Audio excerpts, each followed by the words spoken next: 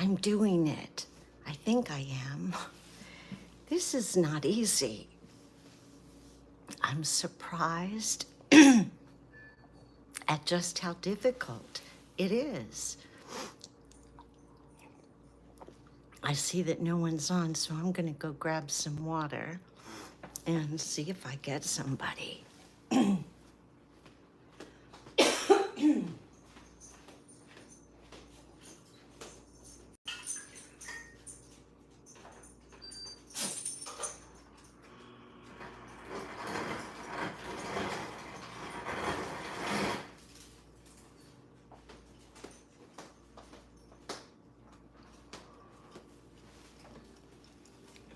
I got the prettiest, like, pitcher and cup, and that helps me drink water. I love good water. There's not very much good water that tastes good to me anymore.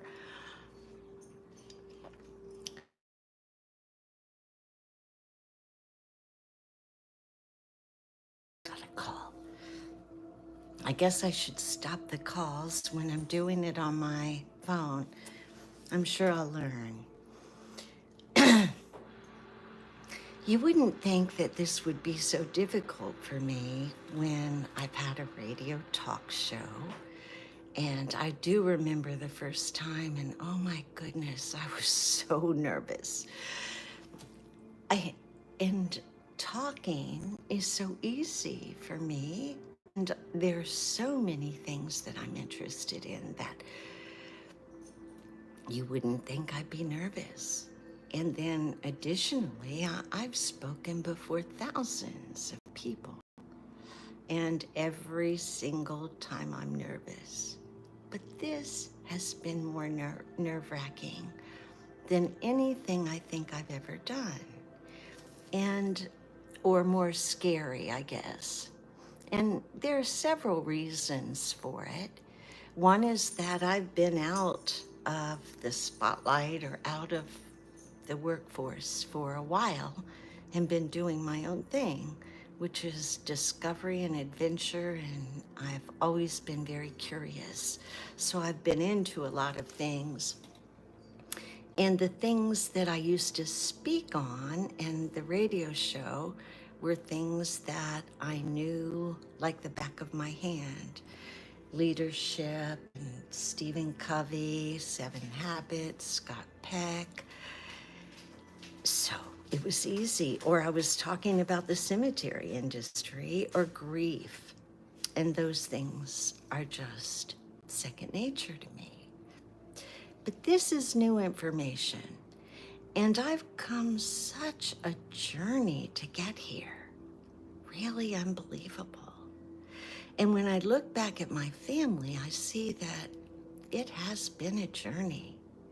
And I wonder about the different generations and the changes and how they come about and what happens and how information is lost and what is passed down and how accurate it is. So there are a lot of things to take into consideration. I don't want to get into all my bio and history now, but generally, I was the oldest of 7 biological siblings, or 6 additional, including me, and then 3 step siblings. And my mom would just take anybody in. So she loved children, and she was an only child that grew up in Washington, D.C. in the Northwest and was alone.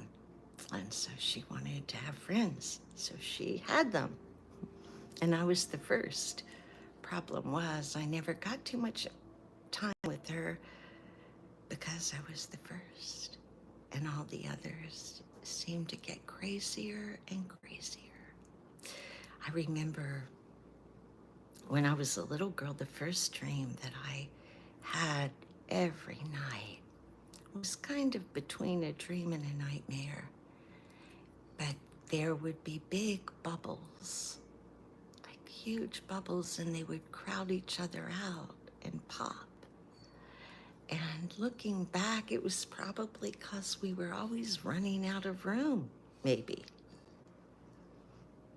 But I can count the times that I spent with my mom by herself on one hand. As a child, well, before I could remember. So what I'm gonna do is tell you about where I'm at and how I got there. I don't believe that Jesus of the Bible ever lived. I don't think it's at all probable based on what we know. Of course, there have been prophets and teachers and people that have existed that have earned reputations and had followers.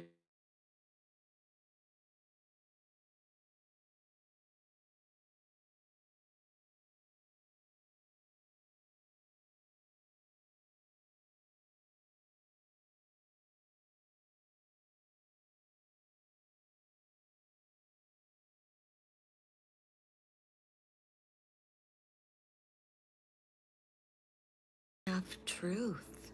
I'm sorry. I've looked. Last I counted, I had 44 reasons why the Bible can't be real and Jesus is a fairy tale. And it made me so very angry at first because I trusted it.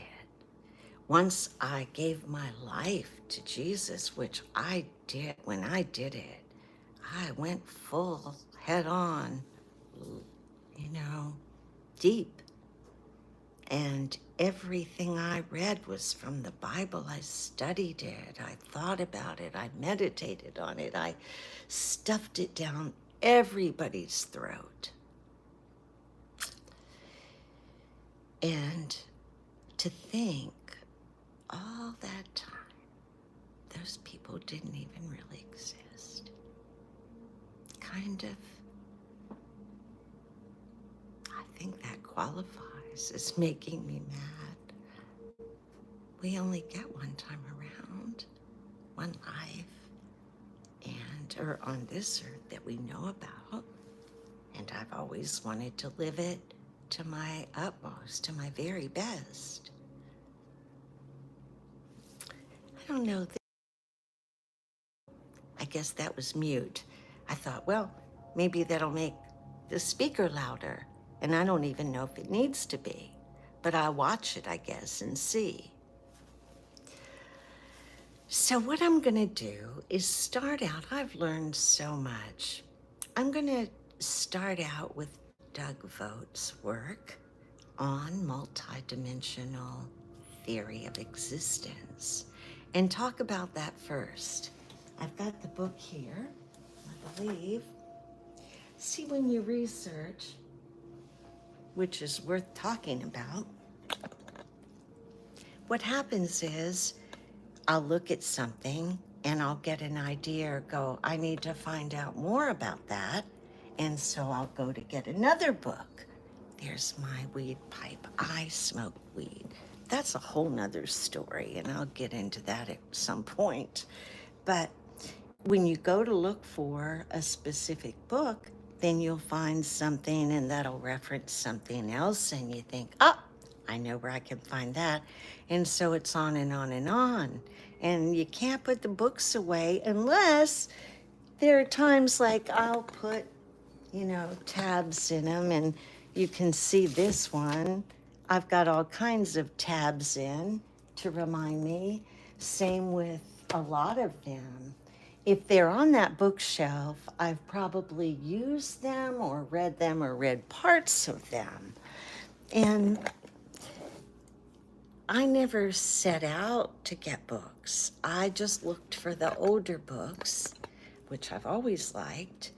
But what happened was when I first got a clue that the Jesus was BS, I had probably 15 different Bibles and Bible dictionaries and, all that, and commentaries and blah, blah, blah. And so when I realized that it was bunk, I got rid of them and started looking at some other things. I'd never done that. That's something to think about. Why would one book be all we need? How could that be possible? How ignorant can we be? But you see, I was told and I believed because I wanted or needed to believe. I was told that that Bible was everything, that it was the unmitigated Word of God. And I believed it.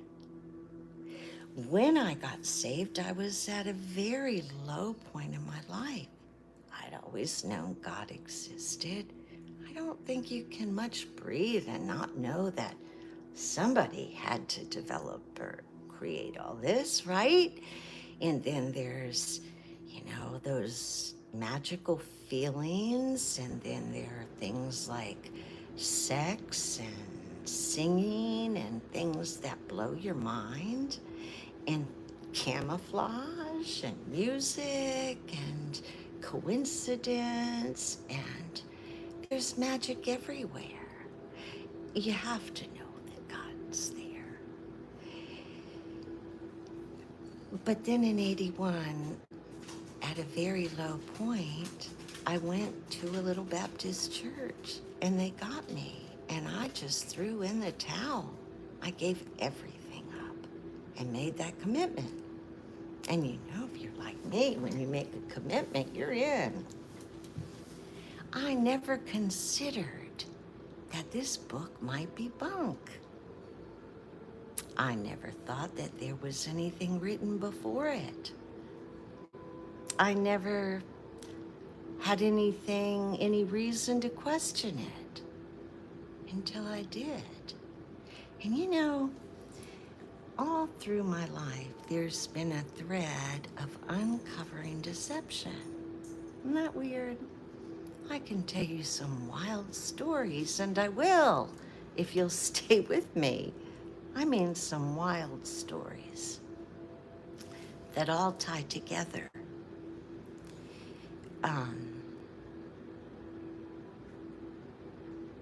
Yeah. So my first clue that Jesus was fake came from one day I was helping at the local church in Vacation Bible School, the 5 and 6 and 7-year-olds.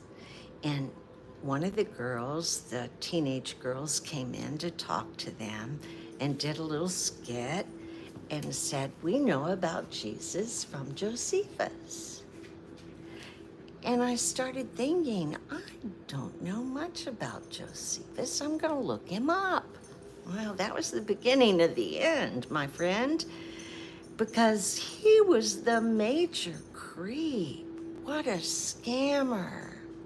Of course, you look back at the stories of Abraham and Sarah and Jacob and David, and who wasn't a scammer? They were all scammers. What happens when we ignorantly buy into that BS? We've been lifting it up. The lies, the cheating, on and on. And then when I figured out through Doug, I figured out most of this stuff. They were creeps. And I was so excited to find out that I was related to royalty through ancestry, and that both sides of my family were the bigwigs, man. They came here either in the 1600s or before. And some big names related to 4 presidents. My grandfather is in George Washington's diary. Well, man, that blew my mind. I was all excited, and I had watched the series Turn, and that I was all into that, and Oak Island, and oh man, that turned me on. And so I started ordering some books, and I ordered a book on my Welsh grandfather. It's right.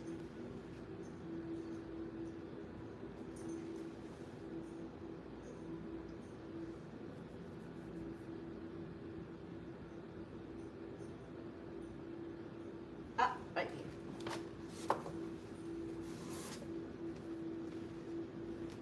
So I ordered some books, and this was written by my grandfather from Wales, and he was in India talking about Christianity because there's a lot of judges and kings and writers and um, philosophers and religious people in my background. So, Pocahontas, John Smith is a grandfather, and Pocahontas is directly related to my son's dad, my first husband, that took his own life, which is why I was so upset when I got saved. So then I start thinking, now what is he doing in India? And, you know, India had kind of been on my list of things to study, but this is weird. So I happened to have another book that helped a lot, which was, I may have it on my desk. India, here it is. The Wonder That Was India. That was phenomenal. So I started tying things in together. I still didn't have the whole picture, but I had enough of the picture to know that what we had been given wasn't it. One of the disclaimers that I need to make is that I had somebody yesterday tell me that I seemed like I was angry, that maybe I needed therapy. And so I immediately said, I stay in therapy. That's not really true. It's very difficult to find someone qualified to be my therapist. And that sounds weird, but you'll get the hang of it when you begin to learn more about me. One of the reasons that I'm doing this is because at the beginning I was so depressed over the loss of Jesus, and I had attended January 6th in DC, and I had watched what I thought was the greatest country in the world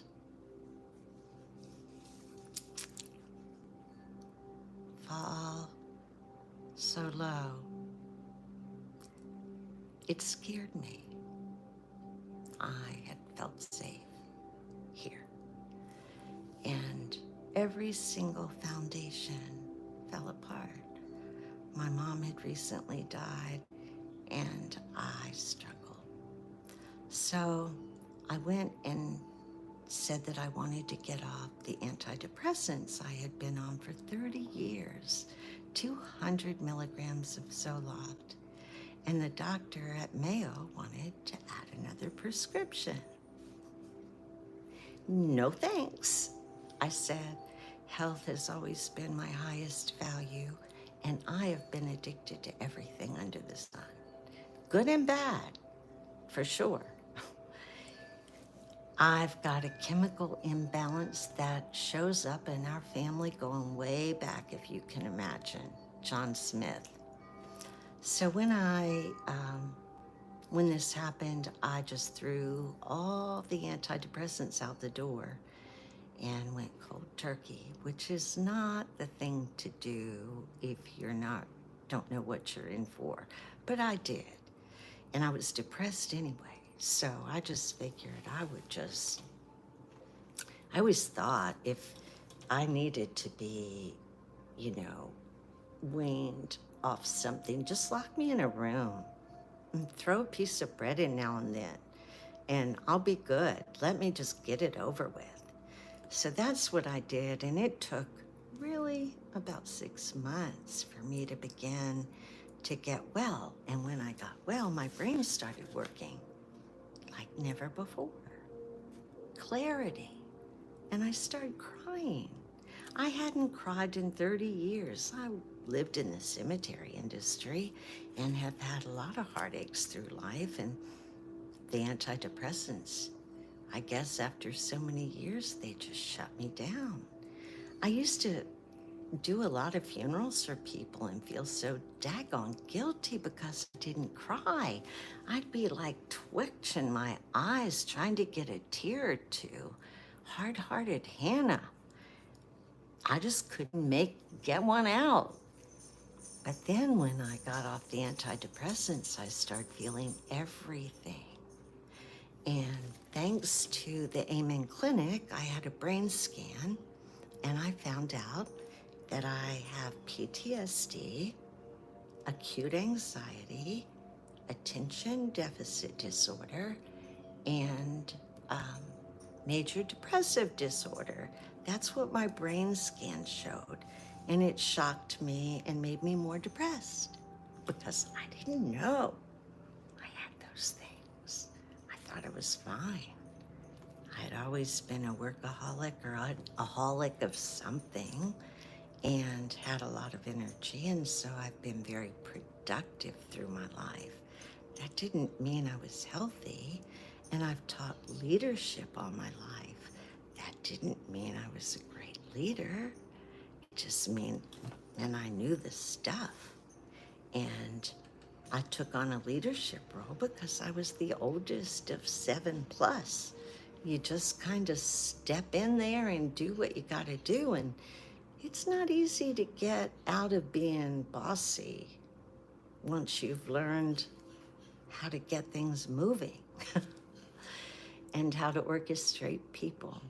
Fortunately, I love people, which is a great benefit. It was a real benefit when my mom started having all those kids. I love the differences in people, the different cultures.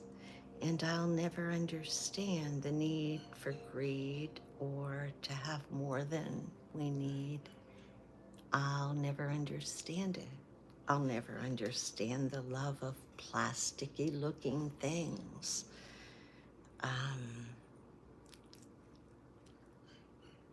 Or material things. Almost every material thing I have either came secondhand, or I made it, or someone gave it to me, and so I can't get rid of it. And I'm trying. Seems to me like, I don't know, even clothes, secondhand, are always best. They're kind of worn in and comfy. And comfy is the most important thing to me these days. So with the ancestry thing, I took a couple trips to Jamestown. Okay, back to the health thing. So I did a lot of research on that, came up with a lot of answers. I believe I'm extremely healthy, physically, mentally, emotionally, mentally, and spiritually. But I'm going to leave that up to you. You might not think so, and that's all right. I can tell you that, I think most people that know me would say that I'm abnormal. And I've been called crazy more times than not, but I don't really understand that. I am who I am.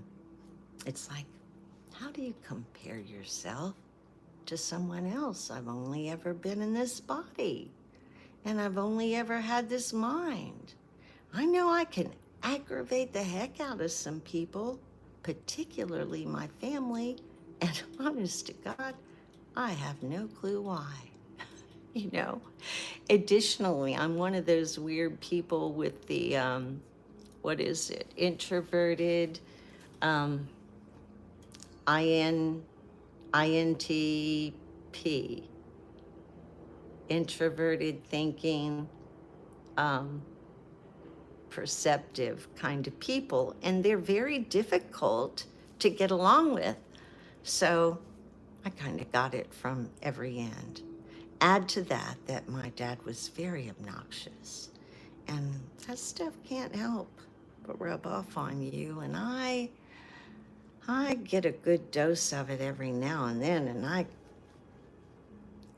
don't like myself, but it happens. And I self-correct and keep going. I'm 71 and I know less than I ever did, and I have more to do than I've ever had. And my values since throughout this have changed 180 degrees.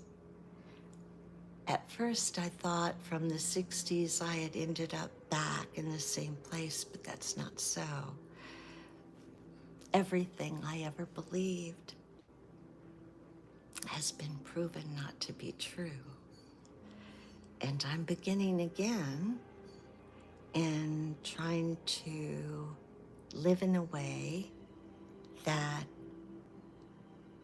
I don't have preconceived notions or ideas or expectations, but to look at the universe in a new way, with a new appreciation, not with all that trite BS lingo of the Christians and religious that'll spout out some phrase, God is great, Jesus will do it.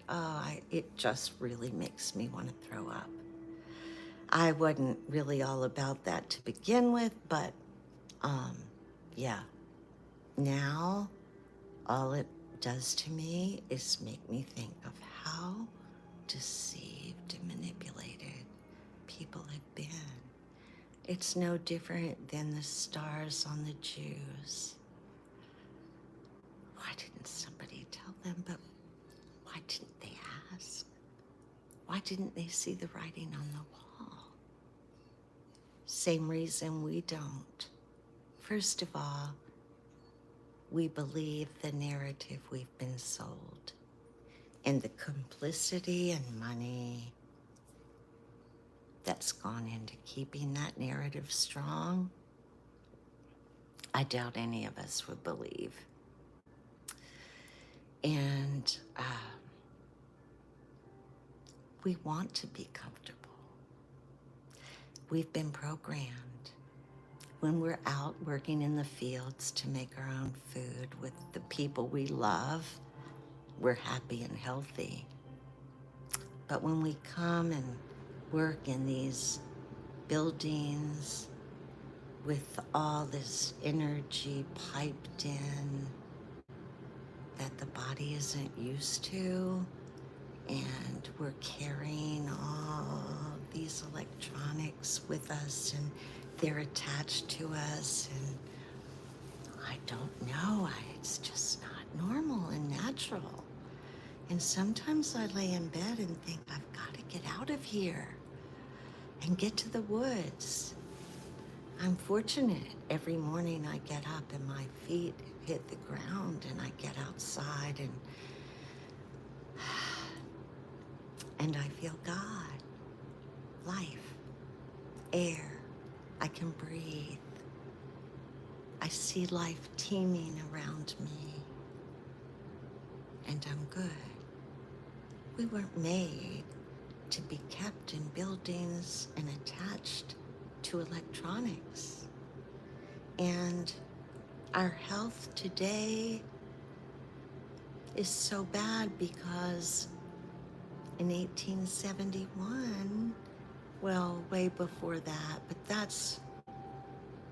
that was when I got the picture, was when I realized that we had a corporate name in 1871 and that we were serving a corporation. They weren't serving us. Things aren't what we think. They're not what they seem. And I have plenty of proof. As a matter of fact, another little disclaimer, hold me to the details. I'm ADD major. I go from looking at a rock I might be studying this 1 minute. Actually, that is pretty cool. If you look at it, it's got like, see? Isn't that neat? Sometimes people crack them open and then they find fossils, but I can't crack them open. Plus, it's really a very cool stone. I didn't mean to do that. This is just my pile that I've been collecting with a couple other little doodads. Reminders, like the apple of my eye.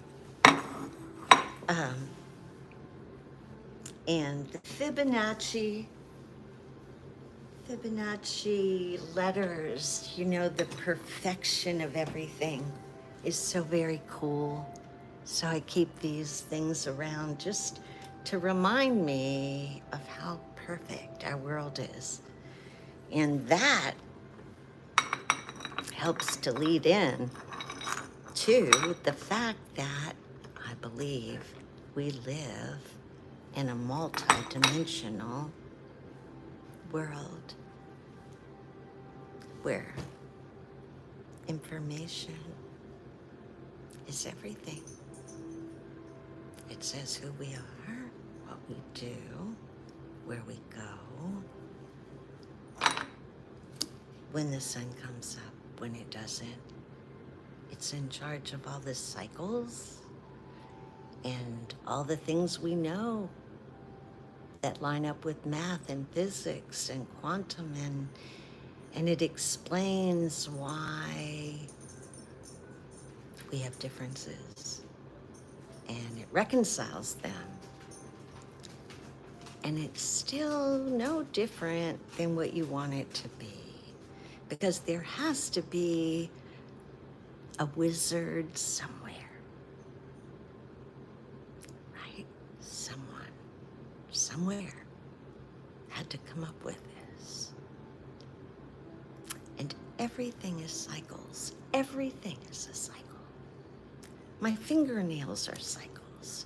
My hair is a cycle. Thank God it's a cycle, because I cut it when I was upset with my dad, and every time it sticks out, I cut it again. It's cycling with me. Age is a cycle. I'm 71. Birth is a cycle. Menstruation is a cycle. Age is a cycle. The earth is a cycle. The universe is a cycle. Everything is a cycle. Time is a cycle. Energy is a cycle. Even meditation is a cycle. When I meditate, I see the energy cycling out of me and in me. Don't you? You know, the energy that comes out and circles us. If you see it, visualization is so important. The word visualization means to visit with, meaning to give time to go sit a spell and think on that thing. Have a cup of coffee or two and visit with that thought, that visualization, that dream. If you can see it, you can be it. Just like a mirror. That's what it is. You see, Plato tries to split up science and spirit, and you can't separate the energy of a thing or it's not a thing. I wouldn't be me without my spirit. My spirit isn't separate. My spirit permeates my cells. It's like the water, right? The ocean. A drop of it is the same as the whole. So how can we separate We're not good or bad. We're good and bad. That's why, praise God forevermore, He let me win the game. Well, daggone. That's not right. No, and that's why it doesn't work. We're a collective. Do you see? Do you see that we are many members of one body? That if my brain isn't working well, if it's that claustrum where Santa Claus comes from, the anointing, the word Christo, anointing in the brain, in the pineal, in there, in the pituitary gland, and your brain is like little, I know I have a pine cone. I always have a pine cone. But here are my pine cones when I want one.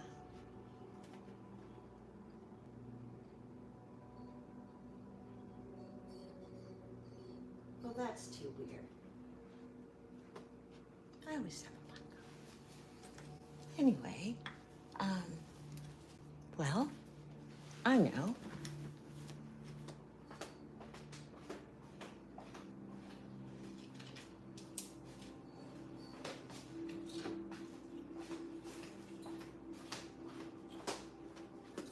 Okay, I'm back. Next time I'll get my props, but I never know what I'm gonna say. I do much better if I just wing it and just make sure. Uncle Arthur was my favorite minister ever. I'll have to do a talk on him. But he would always say, Sister Cindy, don't prepare your talk, just prepare your heart. And that's what I try to do. Pinecone represents our brain. And these little things are like fingers. And when we breathe deep, it makes them alive. And we think well. And there's so many beautiful, wonderful analogies about the body through nature. I love that kind of stuff. So, our brain has to communicate with our liver, and our liver has to communicate with our ear somehow, kind another. And our veins and our arteries run through, and our nerves, and communicate and keep everything. Okay, I know what you're doing. Whoops, I got a problem up here in the spleen. All right, liver, can you take over a minute? So it's all got to work together. Okay, foot, move forward, you know, or we don't work. We can't be healthy. All right, now, same with a family, right? The family is a unit.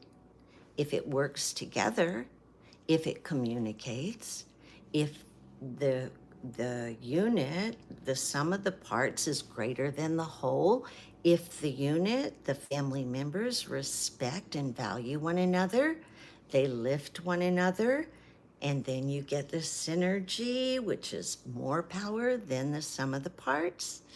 Okay, so then what about a state? The cities have to work together, right? All of it. What about the world? It's the same. It's just a bigger Russian doll. We're all Russian dolls in another. Do you see? My brain looks like an energy grid on Earth. And the solar system looks like the grid. And on and on and on. And even the mushrooms are a grid. And so we're a people, a humanity of cultures, beautiful, beautiful cultures that are all different colors. And don't you think that the whole point is that we would work together in unison, in communication? Wouldn't that be why we're here? To connect with nature and with one another? And to you put in a little and I put in a little? I'm not talking about communism. I lived through the 60s. I know that crap doesn't work. That's not it. I'm talking about not trying to be alike, but respecting differences and finding third alternatives, like Covey says. It doesn't have to be your way or my way. It can be, what's a third alternative?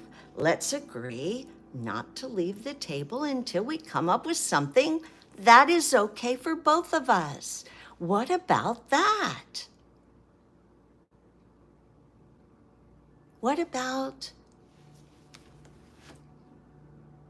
if the sum of our parts as a world, what if the countries helped one another and respected one another and valued the differences and loved? I don't like that word. I'm all out to hell on that word. And valued and respected and appreciated the ground we walk on and everything that comes from it. And the sun that brings us light. What if we all were like that? You know, I always picture the Who's down in Whoville, who loved Christmas a lot, but the Grinch did not. Well, I picture the greedy of the world trying to take from us the joy that's life. And we just gather hands and sing anyway, because it's not about that. It's not about the money. It's not about the power.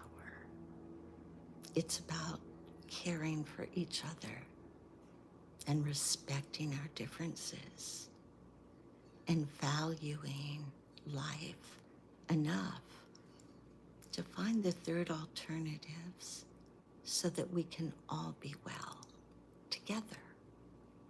I think it's possible. And I don't think it's too late. We're surrounded by evil. I know who they are now, but I know more. I know who I am. I know who you are. I know who we are. We just need some truth and knowledge, because knowledge is power and truth is freedom. And I am a free woman. I enjoyed this. Don't know if you will, but at least I got one done. Thanks. I don't know how to turn it off. I thought that was such a good exit, too. Let's see. Maybe I just say off.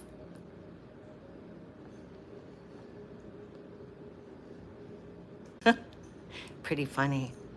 Guess I'm gonna have to figure out how to edit this.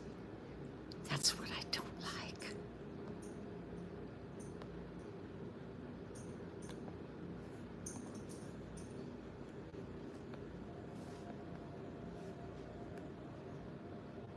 Okay, I got to figure out how to get out.